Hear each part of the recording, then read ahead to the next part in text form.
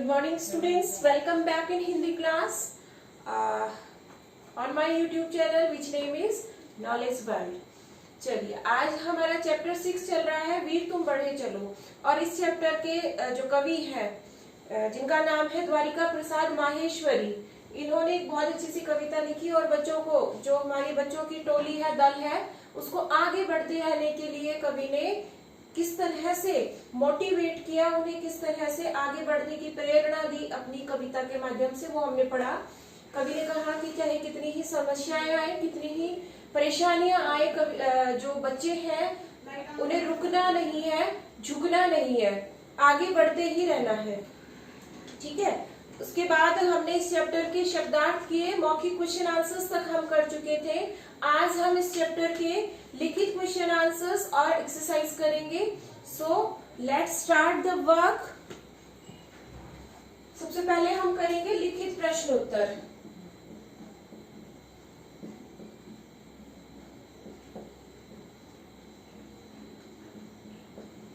लिखित प्रश्न उत्तर हम कर रहे हैं।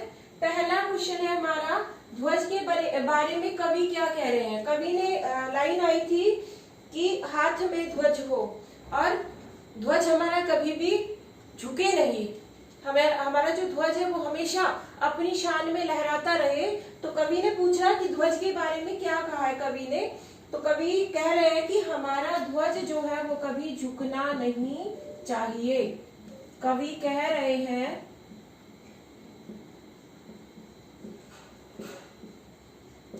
कि हमारा ध्वज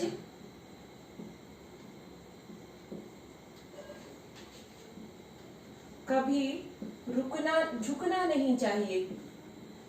अर्थात क्योंकि हमारे देश की जो शान है वो है हमारा तिरंगा, और इस तिरंगे की शान में कभी कुछ ऐसा नहीं होना चाहिए जिससे इस तिरंगे को झुकना पड़े। तो ये तिरंगा कभी झुके नहीं है, हमेशा जो है ऊपर लहराता रहे, ऐसी कवि की मनोकामना है। तो कवि कह रहे हैं कि हमारा ध्वज कभी झुकना नहीं चाहिए। फिर निडर बालक को क्या करना चाहिए। जो निडर बालक है उन्हें क्या करना चाहिए। तो निडर बालक को हर समस्या का समाधान जो है वो उसका सामना करना चाहिए, उसका डटकर सामना करना चाहिए, उससे घबराना नहीं चाहिए। तो आंसर हो जाएगा निडर बालक को हर समस्या का डटकर सामना करना चाहिए। निडर बालक को हर समस्या का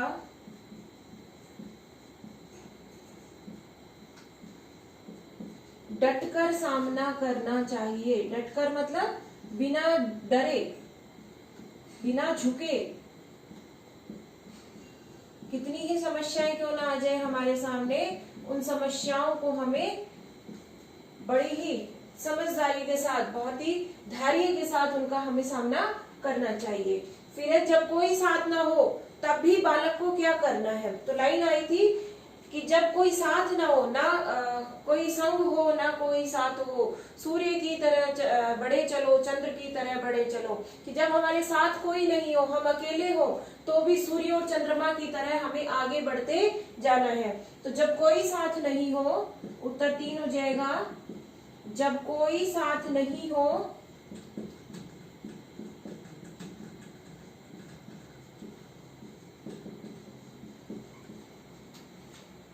तब भी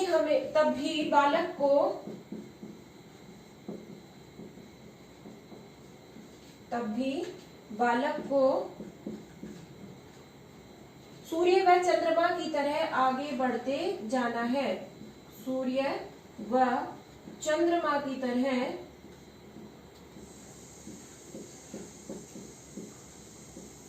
आगे बढ़ते जाना है। भी कोई साथ रहे या नहीं रहे, जैसे सूर्य और चंद्रमा हमेशा आगे ही आगे बढ़ते जाते हैं, हमेशा अपने प्रगति पथ पर चलते रहते हैं, उसी तरह हमें भी, चाहे हमारे साथ कोई हो या नहीं हो, लेकिन हमें अपने प्रगति पथ पर, हमें अपने देश की सेवा के लिए हमेशा आगे बढ़ते जाना है। अब अगला प्रश्न जो है वो है हमारा, इन पंक्तियों के कुछ शब्द उलट पलट गए हैं, उन्हें ठीक करके लिखिए। मतलब कुछ पंक्तियां लिखी गई हैं और उन पंक्तियों के क्रम जो है, वर्ड और क्रम जो है वो बदल दिया गया है, तो उन्हें हमें ठीक करना है। आप इसका स्क्रीनशॉट लेकर इसे लिख लीजिए। तक हम अगला प्रश्न करते हैं जिसमें हमें कविता की पंक्तियों को ठीक करके लिखना है। तो ये हो जाएगा हमारा, मेघ बरसते रहे, मेघ गरजते रहे, बिजलियां तड़क उठे, बिजलियां कड़क उठे। देखिए सारी लाइनें आपस में बदल दी गई हैं, तो लाइनें जो हो जाएंगी वो इस तरीके से हो जाएंगी, मेघ गरजते रहे, पहले आएगी ये वाली, मेघ गरजते रहे, और फिर आएगी मेघ बरसते रहे।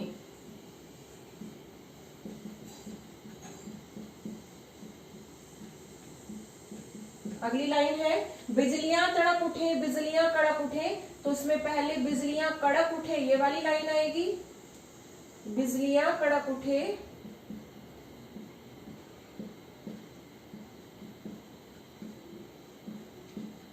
और फिर आएगी बिजलियां तड़क उठे।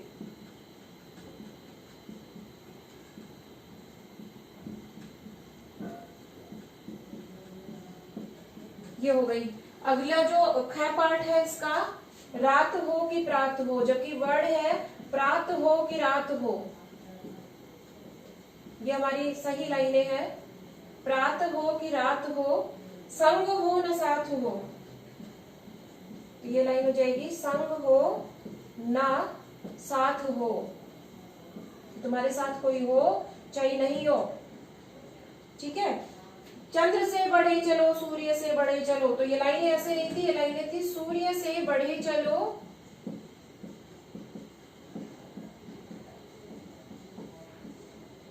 चंद्र से बढ़े चलो। ये हो गई हमारी, दोनों लाइनों का करेक्शन हमने कर लिया है। लाइनें उल्टी करके दे दी गई थी, ऊपर की नीचे और नीचे के ऊपर, तो हमने इन्हें करेक्ट कर लिया है। ये आप अपनी बुक में लिख लेंगे। उसके बाद जो अगला क्वेश्चन हमारा आता है, उस क्वेश्चन में हमें विशेषण शब्द चुनने हैं। पहले विशेषण के बारे में जान लेते हैं, विशेषण होते क्या है।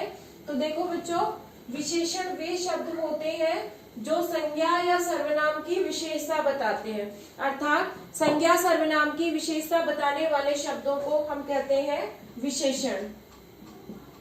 विशेषण शब्द का अर्थ ही होता है विशेषता, मतलब वे शब्द जो हमें संज्ञा या सर्वनाम की विशेषता बताते हैं उन्हें हम विशेषण कहते हैं। विशेषता किसकी बताएंगे, संज्ञा या सर्वनाम, दो की, ठीक है। तो ये संज्ञा और सर्वनाम जब किसी शब्द की इनकी विशेषता बताई जा रही है, तो ये वाले जो शब्द है ना, ये कहलाएंगे विशेष्य। जैसे उदाहरण से बता दूं आपको, तो जैसे लाल कार, अब कार की विशेषता बताई, कार संज्ञा शब्द है, कार की विशेषता क्या है कि वो कैसी है, लाल, तो लाल तो हो गया यहाँ पर विशेषण, और विशेषता किसकी बताई, कार की, तो कार हो गया विशेष्य। हमें विशेष्य नहीं ढूंढना, अभी जो वाक्य हमें दिए गए हैं उन वाक्यों में हमें विशेषण शब्द फाइंड करना है। विशेषण के अगर भेद की बात करें तो वो 4 होते हैं, ठीक है, संख्यावाचक, गुणवाचक, सार्वनामिक, इस तरीके से 4 विशेषण होते हैं। ये जब विशेषण टॉपिक पढ़ाऊंगी आपको, तब आपको और अच्छे से एक्सप्लेन कर दूंगी कि क्या क्या इनकी विशेषताएं होती हैं, ठीक है, कौन सी संख्यावाचक में आएगी, कौन सी सार्वनामिक विशेषण होता है, इस तरीके से, तो वो तब पढ़ेंगे। अभी हमें सिर्फ विशेषण पहचानना है यहाँ पर। तो सेंटेंस की बात करते हैं। पहला सेंटेंस है, वीर बालक को आगे बढ़ते रहना है। ये हमें वाक्य दिया गया है और इस वाक्य में हमें विशेषण शब्द फाइंड करना है। तो देखिए सबसे पहले संज्ञा ढूंढ लेते हैं। बालक शब्द जो है वो संज्ञा है, और बालक कैसा है, तो बालक जो है वो वीर है, अर्थात उसकी विशेषता क्या हो गई, वो वीर है। तो पहला जो विशेषण शब्द हो गया वो हो गया हमारा वीर। फिर निडर, व्यक्ति मुसीबत से नहीं घबराता है। व्यक्ति कैसा है, निडर। इनको ढूंढने का सबसे अच्छा तरीका जो है वो ये होता है कि आप पहले इसमें संज्ञा ढूंढ लें या सर्वनाम शब्द ढूंढ लें, और संज्ञा और सर्वनाम की विशेषता बताने वाले शब्द उसके जस्ट सामने आएंगे, पहले आएंगे, तो वो आपका हो जाएगा विशेषण शब्द, क्योंकि व्यक्ति, देखिए व्यक्ति शब्द है संज्ञा, और इसी के जस्ट पहले जो शब्द आया है वो है निडर, तो निडर शब्द विशेषण हो गया। अगले शब्द की बात करें तो अगला शब्द है मेघ। मेघ शब्द संज्ञा है और इसकी विशेषता कैसी है कि मेघ कैसे हैं तो घने हैं, अर्थात घने शब्द विशेषण हो गया। उसके बाद है अंधेरी रात में भी तुम्हें रुकना नहीं है, तो शब्द हो गया, संज्ञा शब्द है रात, और रात कैसी है अंधेरी, तो इसकी विशेषता हो गई अंधेरी। ठीक है, अगला शब्द चंद्रमा शीतल चांदनी देता है, तो यहाँ पर चंद्रमा भी संज्ञा शब्द है और चांदनी भी संज्ञा शब्द है, तो चांदनी की विशेषता बताई, और चांदनी की विशेषता है कि वो कैसी है तो शीतल है, ये हो गई इसकी विशेषता। अगला शब्द, अगला जो क्वेश्चन है इसमें हमें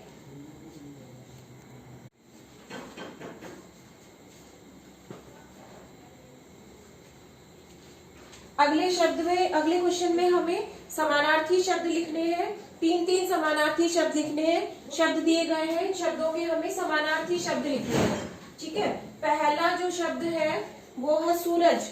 सूरज शब्द के हमें 3 पर्यायवाची लिखने हैं, फिर चंद्रमा, पहाड़, बादल और सिंह। पहला हो गया सूरज, फिर है चंद्रमा, फिर है पहाड़, उसके बाद बादल,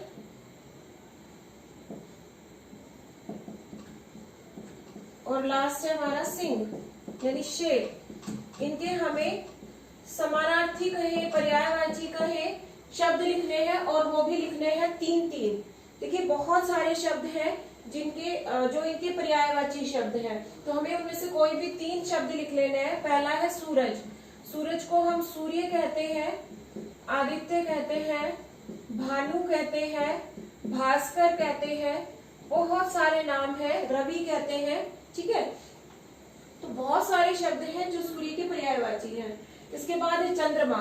तो चंद्रमा को हम चांद कहते हैं, चंद्र कहते हैं, और कहते हैं शशि, मयंक, ये हो गए चंद्रमा के पर्यायवाची। फिर पहाड़ की बात करें तो पर्वत, गिरी, नग, भूधर, बहुत सारे पर्यायवाची पहाड़ के। फिर बादल की बात करें, मेघ, जलद,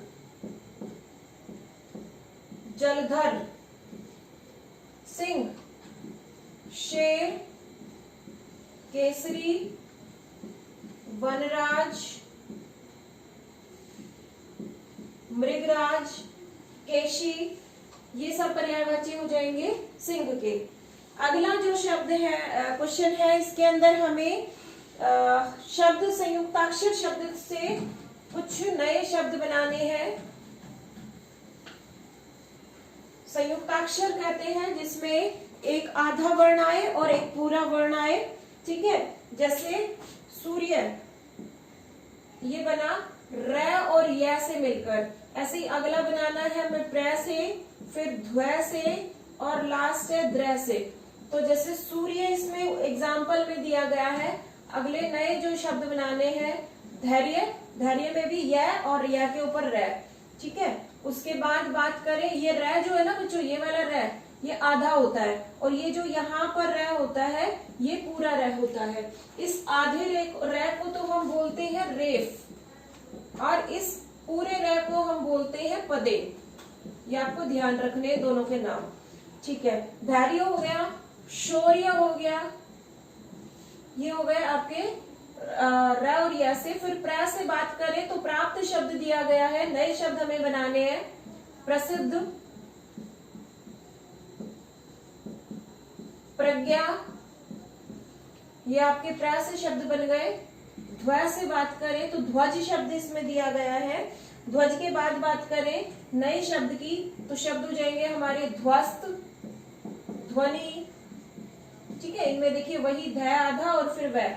अगर नेक्स्ट की बात करें द्र से, तो द्र से शब्द दिया गया चंद्र। तो नए शब्द बनाने हैं, तो जैसे द्रौपदी हो गया, ठीक है, और दरिद्र हो गया, दरिद्र का मतलब होता है गरीब, दरिद्र हो गया, समुद्र हो गया, इस तरीके से आप कोई भी शब्द इसमें से लिख लीजिए। अब है वाक्य बनाने हैं हमें। वाक्य हमें शब्द दिए गए हैं। पहला है ध्वज, वीर, फिर है निडर,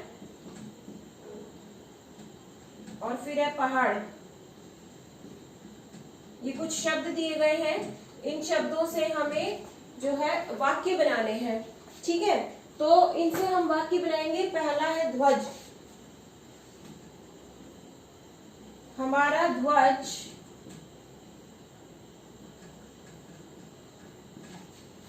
तिरंगा है। तिरंगा मतलब जिसमें 3 रंग है, तो हमारा जो ध्वज है उसमें 3 रंग है। तो वाक्य हो गया हमारा, हमारा ध्वज तिरंगा है। फिर है वीर, सभी बालक वीर हैं,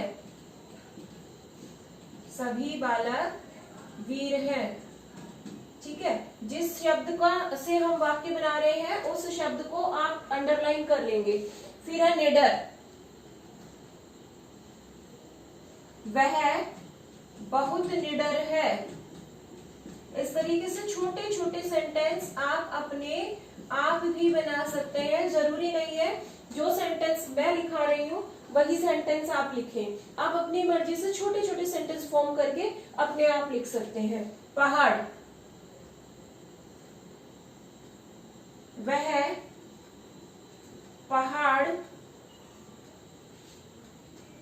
बहुत ऊंचा है। इस तरीके से हम हमेशा ध्यान रखें कि जो सेंटेंस बनाते हैं तो वह बहुत निडर है, बिंदी नहीं आएगी। एक वचन है, वह पहाड़ बहुत ऊंचा है, इसमें भी बिंदी नहीं आएगी। सभी बालक वीर हैं, तो ये बहुवचन है इसलिए यहाँ पर बिंदी आएगी। हमारा ध्वज तिरंगा है, तो तिरंगा ध्वज एक है, ठीक है, इसलिए यहाँ पर भी एक वचन। अब निडर शब्द को हम अंडरलाइन करेंगे और पहाड़ शब्द को अंडरलाइन करेंगे, क्योंकि इन जिनको हमने अंडरलाइन किया उनसे हमने वाक्य बनाए हैं। अगला और लास्ट प्रश्न कर लेते हैं, जिसमें हमें करना है टिक द करेक्ट आंसर। मतलब जो राइट ऑप्शन है वो हमें चूज करना है कि कौन सा ऑप्शन इनमें से राइट होगा। तो ऑप्शन है बिजली का बहुवचन रूप पूछा है। पहला प्रश्न नंबर 6 है ये, बिजली का बहुवचन पूछा है। तो शब्द बनता है, देखिए बिजली, लास्ट में बड़ी ई की मात्रा आ रही है, और आप लोगों को मैंने पहले भी बताया कि जब लास्ट में बड़ी ई की मात्रा आए और हम उसका एक वचन से बहुवचन में बदले तो वो छोटी ई की मात्रा हो जाती है। तो ये हो गया बिजलियां, ठीक है। आप देख लीजिए, ये है हमारा फर्स्ट ऑप्शन राइट है इसमें, बिजलियां। फिर दूसरे की बात करें, इनमें से शुद्ध शब्द कौन सा है? ये इस तरह से जहां घुंडी लगी हुई होती है ये बड़े ऊ की मात्रा होती है, तो अगर ये वाला सही मानते हैं तो शब्द बनता है रुकना। रुकना कोई शब्द नहीं होता, शब्द होता है रुकना, यानी छोटा ऊ की मात्रा। तो ये वाला आंसर हो जाएगा हमारा थर्ड ऑप्शन राइट। और थर्ड लास्ट क्वेश्चन है, ध्वज शब्द का वर्ण विच्छेद करना है। वर्ण विच्छेद देखिए कैसे करते हैं। ध जो है वो आधा है, तो आधे ध को हमने हलंत लगाकर लिखा। फिर वै के अंदर ए मिला हुआ है, और फिर है जय के अंदर भी ए मिला हुआ है। ये हो जाएगा इसका वर्ण विच्छेद ध्वज शब्द का, और ये दिया गया है हमें फर्स्ट ऑप्शन में। तो हमारा आंसर हो जाएगा यहाँ पर फर्स्ट। ये हो गया हमारा चैप्टर नंबर 6। उम्मीद करती हूँ चैप्टर आपको सबको समझ आ गया होगा। आप अपनी बुक एक्सरसाइज बुक में कंप्लीट करेंगे, और क्वेश्चन आंसर्स लिखित हमने किए वो आप अपनी फेयर नोटबुक में करेंगे। कुछ बच्चे जो है वो क्वेश्चंस नहीं लिखते हैं, सिर्फ आंसर लिखकर सेंड कर देते हैं। This is not way to send the homework. आप होमवर्क सेंड कर रहे हैं, पहले क्वेश्चन लिखेंगे, after that you will write the answers. Okay, आज की वीडियो में इतना ही, मिलते हैं नेक्स्ट वीडियो में, तब तक के लिए थैंक यू।